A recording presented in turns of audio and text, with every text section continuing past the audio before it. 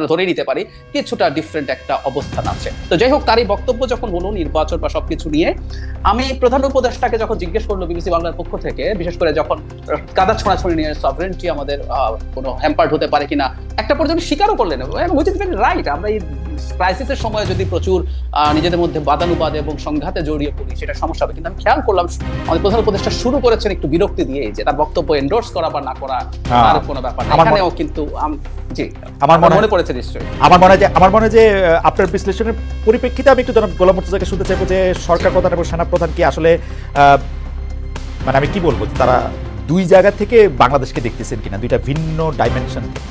সেনাপ্রধান খুব সহজেই ডক্টর ইউনূস বলতেছেন, শেখ হাসিনাকে শেখ হাসিনা বলতে পারতেন আসলে।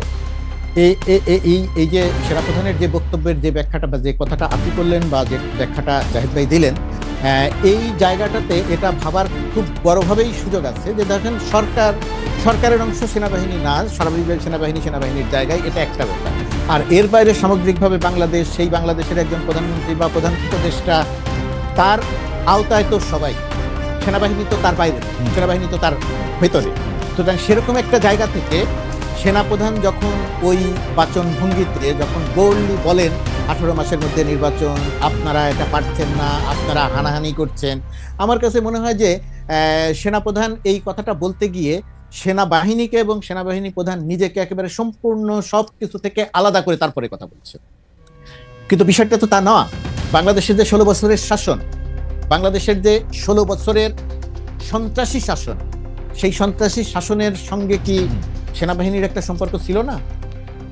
নির্বাচনগুলোর সময় কি 2014, 2018, আবারও বলি, এই সেনাবাহিনী তো পরিবর্তিত সেনাবাহিনী, এই সেনাবাহিনী তো শেখ হাসিনার কথা গুলি করে নাই, এই সেনাবাহিনী তো শেখ হাসিনাকে, এটা শেখ হাসিনার কথায় গুলি করে নাই, এটা আমিও মনে করি এবং আমি সেই প্রশংসা একাধিকবার করেছি। একই সঙ্গে এটাও আমাদের মনে রাখতে হবে যে সেনাবাহিনী যখন মাঠে নামে প্রথম একদিন দুই দিন, কমপক্ষে একদিন সেনাবাহিনীও গুলি করেছে, সেনাবাহিনীর গুলিতেও মানুষ মারা গেছে সংখ্যায় কম। তারপরে গিয়ে সেনাবাহিনী গুলি করে নাই, এর জন্য সেনাবাহিনী প্রশংসিত হয়েছে। আপনি দেখবেন ছাত্র জনতা রাস্তায় নেমেছে, সেনাবাহিনীকে নিয়ে উল্লাস করেছে।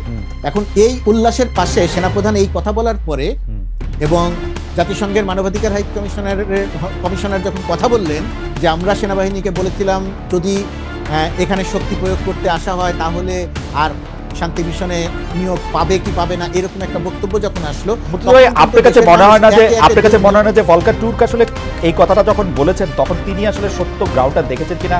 বাংলাদেশ যদি এখন বলে আমরা শান্তিরক্ষা মিশনের ট্রুপ পাঠাবো না, বিপদে শান্তিরক্ষা মিশন করবে, পৃথিবীর খুব কম দেশই ওরকম একটা কঠিন অ্যাসাইনমেন্টে তাদের সোলজারে পাঠায় এবং এত বেশি বেতনও কিন্তু দেয় না। মুর্তজা ভাই, এত বেশি বেতন কিন্তু দেয় না। এটার খালেদ, এটার দুইটা দিক আছে। বাংলাদেশ ছাড়া, বাংলাদেশ যে পরিমাণ, যে সংখ্যায় শান্তি মিশনে যায়, এখন পর্যন্ত জাতিসংঘের কাছে এর কোনো বিকল্প নাই। বাংলাদেশ না গেলে নিঃসন্দেহে বিপদে পড়বে, নাই বিপদে, একটা দিক। আরেকটা দিক হচ্ছে এই শান্তি মিশনে যাওয়ার ক্ষেত্রে একেবারে সিপাহী থেকে শুরু করে উপর পর্যন্ত যেভাবে আছে, এবং আপনি যেটা বলছেন যে অনেক টাকা দেয় না, সামগ্রিকভাবে যে বেতন, যে সুযোগ সুবিধা, তার চেয়ে অনেক বেশি টাকা পাওয়া যায়, জীবনের ঝুঁকি নিয়ে মানুষ সেখানে যায়। সেই কারণে শান্তি মিশনে যাওয়াটা আমাদের সামরিক বাহিনীর এখন একটা বড় জায়গা, সুতরাং সবাই প্রত্যাশা করে যে আমি সেই জায়গাতে যাব। সেটা যদি হঠাৎ করে বন্ধ হয়ে যায়, জাতিসংঘ কি বিপদে পড়বে সেটা একটি দিক, দেশের ভেতরে তার একটা প্রতিক্রিয়া হবে। না, আমি শুধু ব্যাপারটা বলতে চাইছিলাম যে জাতিসংঘের কোনো কর্মকর্তার হাতে ওই কার্ডটাই নাই, এটা আমি ফর শিওর জানি। কারণ ডয়েচে ভেলেতে যখন এই লাস্ট ওই রিপোর্টটা করা হয় তখন স্পেসিফিক প্রশ্ন করা হয়েছিল যে ওরা জাতিসংঘের থেকে গেলে ওরা এটা করতে পারবে কিনা, তারা কিন্তু এটা বলছে যে আমাদের তো এই সুযোগ নাই। বাংলাদেশের শেখ হাসিনার আর্মি অন্যায় করতেছে, র‍্যাব করতেছে, আয়নাগর করতেছে। এই আলোচনাটা অন্যদিকে চলে গেল, বাট আমি ওই ডয়েচে ভেলের যে রিপোর্টের কথা বলছেন এবং আমি নিজেও পুরো ব্যাপারটা জানি, আপনার সঙ্গে আমি একমত।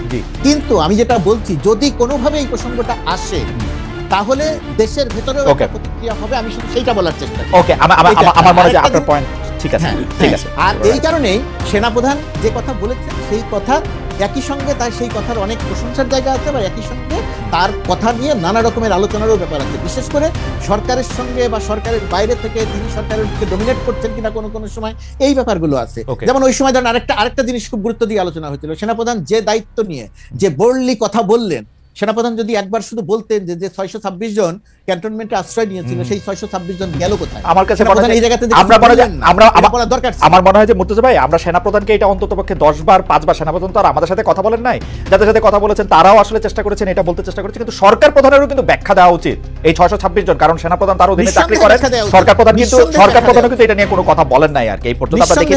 আমার কাছে এইটা নিয়ে 2 পয়সা হলো, আমি শেষ প্রসঙ্গে চলে আসছি, এটা নিয়ে 2 পয়সা হচ্ছে ডক্টর মানে সরকার প্রধানকে এরকম মনে হচ্ছে বলেই সেনাপ্রধানকে একটু অমিত বিক্রম মনে হচ্ছে কিনা সেটা একটু দেখার জিনিস। যাই হোক, আমি একটু ডক্টর জাহিদুর রহমানের কাছে শেষ প্রসঙ্গে আসি, যেটা ডক্টর জাহিদুর রহমানের কাছ থেকে আমরা শুনে এক লাইন আবার মুর্তজা ভাইয়ের কাছে শুনবো, সেটি হচ্ছে বিচার ও সংস্কার পেছানোর রাজনীতি করবেন না, যেটা হচ্ছে জনাব নাহিদ ইসলামের আহ্বান, সাবেক উপদেষ্টা বর্তমানে এনসিপির প্রধান।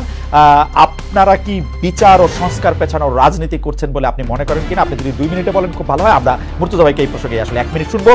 আবারও আজকে যেহেতু অনেকগুলি, আমি সাধারণত এত মন্তব্য পড়ি না, আজকে যেহেতু অনেকগুলি মন্তব্য পড়লাম এবং আপনাদের সাথে আলোচনা খুব শিক্ষামূলক এবং একই সাথে আমার জন্য খুব এন্টারটেইনিং, সেজন্য আমি একটু খুশিতে তাসিন খানের মন্তব্য একটু পড়তে চাই। উনি বলছেন, কি সুন্দর আনন্দ আড্ডা হচ্ছে, হাহা হিহি, আর আমরা গরিবরা সন্ধ্যার পর বের হবো কিনা ভাবতে ভাবতে 10টা বেজে যাচ্ছে। এই হাহা হিহি মানে আমারে পাচ্ছে সহজে বোঝো, তাই তো এত লীলার ছল, বাহিরে যার হাসির ছটা ভিতরে তার চোখের জল, যাযাবরের লিখেছিলেন, যাযাবর লিখেছিলেন ওই ইয়েটার মধ্যে। যাই হোক, আমরা একটু ডক্টর জাহিদুর রহমানের কাছে যাই।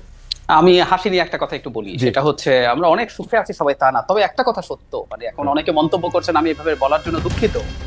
দীর্ঘ একটা ট্র্যাক রেকর্ড আমাদের তো আছে। 11 সাল থেকে স্মরণ করতে পারি, যখন সংবিধান সংশোধন করেছে বাংলাদেশের থেকে আমরা ফাইট করার চেষ্টা করেছি, প্রতি মুহূর্ত টেনশনে ছিল। সো এখন না, আমি অনেককে ফান করে বলতে শুনি, কিন্তু ফান না, আমাদের কোনো কষ্ট যদি আসে, যদি চিন্তা করি আপা নাই, আপা পালিয়েছেন, এটা ইটসেলফ একটা অসাধারণ আনন্দের ব্যাপার। শুধু টেনশন না জাহেদ, মুর্তজার মনে থাকবে, টেনশনের পাশাপাশি আছে গ্লানি, পচানো, সর্বোচ্চ পর্যায় থেকে এরকম করে কথা বলা, পেঁচিয়ে পেঁচিয়ে আমাদের প্রশ্ন করেন, স্বাভাবিক সাধারণ প্রশ্ন, মানে অসম্ভব গ্লানি। কিন্তু যাই হোক, একদম আমি এখন ওই যেটা বলছিলাম তাদের রাজনীতির ব্যাপারে, মানে দুটো ব্যাপার, সেটা হলো সংস্কার, বিচার। প্রথম কথা হচ্ছে বিচার, এটা আমি মানতে প্রস্তুত, শেখ হাসিনা এবং তার সাঙ্গপাঙ্গদের যদি বিচার আমরা বাংলাদেশে করতে না পারি, সেটা এই সরকারের সময় আসলে হবে না। এই সরকার যে টাইমলাইন দিয়েছে তাতে আসলে আমি মনে করি ফার্স্ট ভার্ডিক্টটাও আসবে, আমাদের চিফ প্রসিকিউটর যতই বলুক না কেন। আচ্ছা, যদি আসেও, কিন্তু আমি হচ্ছে এদের বিচার যদি করা না যায়, বাংলাদেশ রাষ্ট্র হিসাবে আর কারো বিচার করার কোনো অধিকার রাখে না, আমি একদম সিরিয়াসলি মনে করি। ফলে এই বিচার এখন না, পরবর্তী সরকারও যদি সেটা কন্টিনিউ না করে, আমরা সেটা নিয়েও নিশ্চিতভাবে কথা বলবো। আজকে এখানে দর্শক যারা আছেন তাদেরকে সাক্ষী থেকে বলছি, পরবর্তীতে নির্বাচিত সরকার যদি এটা গড়িমসি করে, perhaps I'll be the first person আমি এটার বিরুদ্ধে দাঁড়াবো। ওকে, তো সুতরাং এটাকে নির্বাচনের সাথে জড়ানোর দরকার নেই। সংস্কার নিয়ে আমি একটা কথা বলি, আমি নিজে একটা সংস্কার কমিশনের সদস্য ছিলাম, আমি আসলে সংস্কারের আশা আর খুব বেশি দেখি না। কেন? সরকারটা নানা ক্ষেত্রে এত ব্যর্থতার পরিচয় দিয়েছে এবং এত দুর্বল হয়ে গেছে।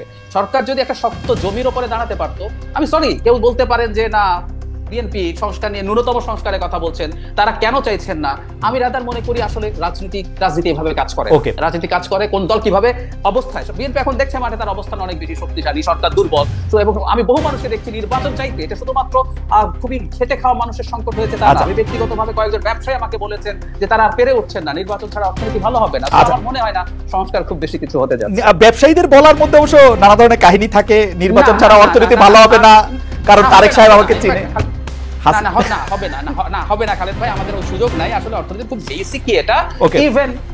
আচ্ছা, আমি মেনে নিলাম, আমি রসিকতা করছিলাম, মেনে নিলাম। মুর্তজা ভাই, আপনি যদি 1 মিনিট বলেন, আমরা আসলে সময় পার হয়ে গেছি। আবারও একটা দর্শক মন্তব্য আপনাদের শোনাই। সাদাত বলছেন, আগে আওয়ামী লীগ ভোট দিতে চাইতো না, এখন নতুন দলই ভোট দিতে চায় না, কেন জানি মনে হচ্ছে ভাই। এই আপনি যে সংস্কার এবং বিচারের জায়গা থেকে রাজনীতি করার প্রসঙ্গে আপনি যদি 2টা লাইন বলেন আমাদের। আর প্রথমত কথা, নতুন দলের নির্বাচন দিতে চাইছে না বলে আওয়ামী লীগের সঙ্গে মিলন এত সরলীকরণ করার কোনো সুযোগ নেই, এই বক্তব্যটা সঠিক নয় প্রথমত। দ্বিতীয়ত কথা, আরেকজনের যে মন্তব্য করলেন, আমরা হাসাহাসি করছি, রসিকতা করছি, এই হাসাহাসি বা রসিকতা করার একটা পরিবেশ তৈরি হয়েছে দেশে, এটা আমাদের সবাইকে স্বীকার করতে হবে, বুঝতে হবে। ওই ভদ্রলোক যিনি মন্তব্য করছেন, তিনি যে নির্দ্বিধায় মন্তব্য করতে পারছেন, আমাদেরকেও যে গালাগালি করতে পারছেন, ডক্টর ইউনূসকে গালাগালি করতে পারছেন, তার কারণ তিনি জানেন যে তার গুম হওয়ার আর কোনো সম্ভাবনা নাই, কারণ তিনি জানেন না। এখন আমাকে আবার আমার শিক্ষকের মতো ফেসিবাদের দালাল বলেন না, কারণ আমি যেহেতু মন্তব্যগুলি পর্যবেক্ষণ করতাম, সেটা আমি কিন্তু দেখতাম শেখ হাসিনা প্রচুর গালি খাইতো অনলাইনে, মানে আমার মন্তব্যের মধ্যে, মানে কিন্তু সেই সময় নামগুলি লুকাইতে হইতো, আরো কি জারি করতে হতো বা বিদেশে থাকতে হতো, এবং সেই গালির একটা বড় অংশ গালিটা দিত দেশের বাইরে থেকে, দেশের ভেতরে থেকে গালি দেওয়ার সংখ্যা অনেক কম ছিল। আমি যখন একটা টেলিভিশনে শো করতাম, টেলিভিশন শো করে রাতে 1টার সময় বের হওয়ার পরে আমি কোনোদিন একা মাইক্রোবাসে উঠতাম না, আমার সঙ্গে আরো 1-2 জন থাকতে হতো, কারণ আমি জানতাম যে কোনো সময় যে কোনো কিছু হতে পারে। আমি রাতে ঘুমাতে পারতাম না, একটা ছোট্ট একটা গেটে শব্দ হলে আমার কাছে মনে হতো যে র্যাব চলে আসলো কিনা, তুলে নিয়ে যাওয়ার মতো অবস্থা তৈরি হলো কিনা। বাংলাদেশে এখন অনেক আতঙ্ক আছে। কিন্তু ফ্যাক্ট রিমেন্স যে আমরা আসলে আগের চেয়ে অনেক ভালো পরিস্থিতিতে আছেন, এটা আপনি মনে করতেছেন, কিন্তু আমার অনেক সংকট আছে, ডেফিনেটলি আমরা অনেক ভালো পরিস্থিতি, আমার সংবাদ মাধ্যমের অনেক আতঙ্ক অনেক কম, অনেক রকমের সমস্যা আছে, কিন্তু তারপরে মুর্তজা আমার একটু আচ্ছা আমি শুধু এটা বলে রাখি যে মুর্তজা ভাই, আমার আপনার ডক্টর জাহেদেরও আমি দেখেছি যে তিনি মানে আমাদের অনেক শ্রদ্ধাভাজন মানব জমিনের সম্পাদক মতিউর রহমান সাহেব বলছেন যে এই সরকারের মধ্যে কি কারো কোনো অসুবিধা নাই, কারো কোনো উপদেষ্টা নিয়ে তো কখনো কোনো এরকম বাইর হয় না। যাই হোক, এক সেকেন্ডে যদি একটু বলেন। বের হয় না, সেটা সাংবাদিকদের ব্যর্থতা, যেটা সম্পাদকের ব্যর্থতা, যিনি বলছেন তারও ব্যর্থতা হতে পারে, আমারও ব্যর্থতা হতে পারে। আচ্ছা ঠিক আছে, আমি জাস্ট দুটো বাক্য বলি খালেদ ভাই, সেটা হলো শেখ হাসিনা নাই, আমাদের প্রধান ব্যারিয়ারটা আমরা সরিয়েছি, আমরা এবার ডিবেট করব, মাঝে মাঝে ঝগড়াঝাটি করব, কিন্তু এই দেশটাকে আমরা ঠিক করবই, ফর শিওর। ওকে, আমরাও আশা করি যে এই দেশটা ঠিক হবে এবং আমাদের দর্শক